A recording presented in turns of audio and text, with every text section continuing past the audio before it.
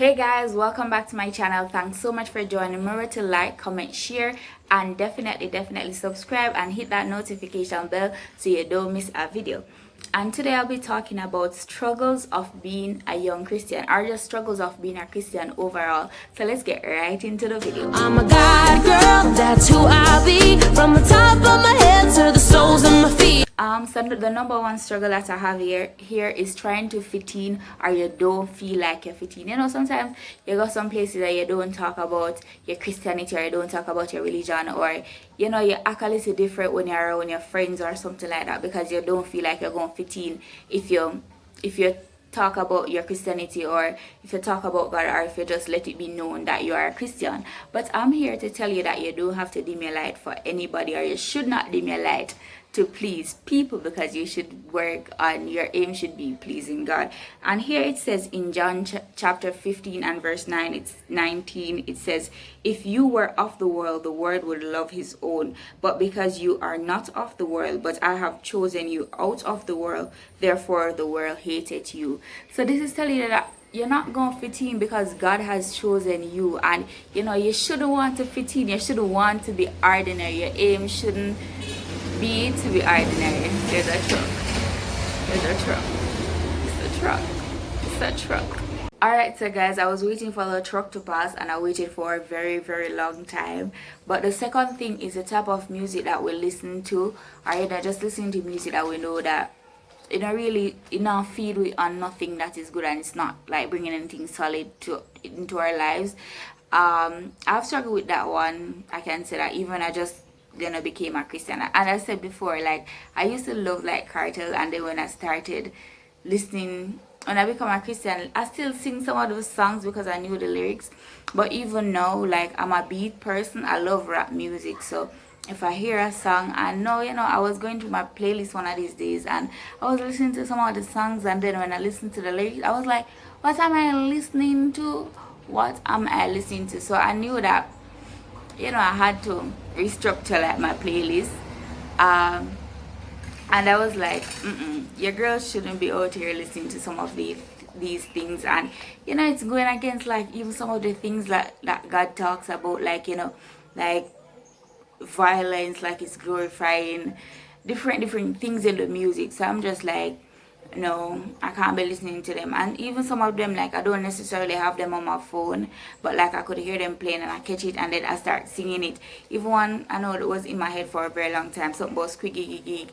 I don't remember the song now though, but like a lot of songs, like I get them in my head and then I'm listening to them, and I'm just like, I don't think we should feed ourselves on these things. And sometimes you'll wake up with them in your head, and you'll be going through the day, and instead of having like something positive in your head, you're like having like those songs in your head, and I don't think that is really good. So I really try to change like what I listen to, or I go into the lyric, or I want to know the background of it.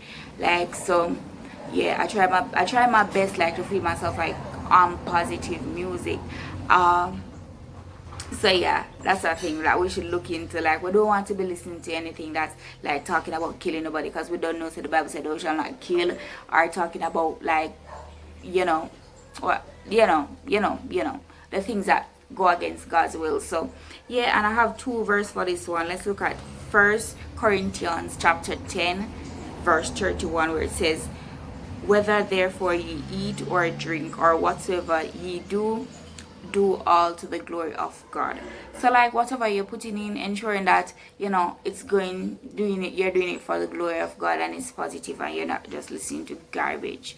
And I have a second verse for that one, where it's Romans 12 verse 2, where it says, and be not conformed to this world, but be transformed by the renewing of your mind, that ye may prove what is good and acceptable and perfect will of God. Okay, so that summarizes it all. So sometimes when you're listening to things, just try to remember these verses, or just second guess some of the things that you listen to.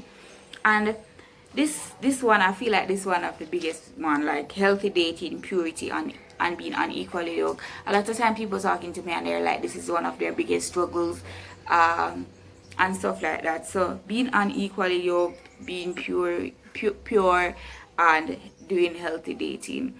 And I have a verse for this it says in 2 Corinthians 6 verse 14, be ye not unequally yoked together with unbelievers, for whatever fellowship hath the righteous with unrighteous, and what communion hath light with darkness. So that verse speaks for itself. So I know it's a struggle, and I know it's not easy, and my struggle might not be your struggle, but I think we should work towards these things, because God doesn't call us to perfection, but So okay guys, I phrased this sentence wrong when I say God doesn't call us to perfection. What I was trying to say is that we don't have to be perfect to be called by God. We don't have to be perfect to get saved. We don't have to feel like we have to fix ourselves before we get saved. We can get saved. God will work on us. He'll do the work on us. He'll work on you. The song that says, He's still working on me. I'm saved and God is still working on me. I'm not perfect. So that's basically what I was just trying to say there. So let's get back into the video. Work on these things. Like, a lot of the time we focus so much on the struggles instead of focusing on working on bettering ourselves, or being a better Christian, or just being a better person. And I have a verse to leave with you, which is Philippians 4 verse 6, where it says, be careful for nothing, but in everything by prayer and supplication with thanksgiving let your requests be made known unto God. So if we realize that we're struggling with something, we can take it to the Lord in prayer, and God promised that He'll not leave us, nor He will not forsake us.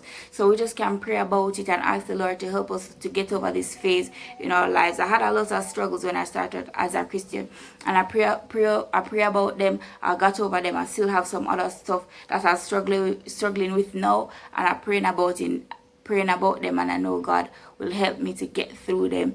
So pray about it.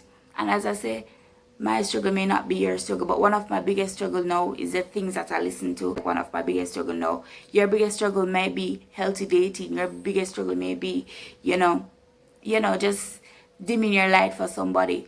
But just pray about it, and I know that the Lord will help you. Believe that God can help you. And leave your comment. What is your biggest struggle as a young Christian? What is your biggest struggle as a Christian?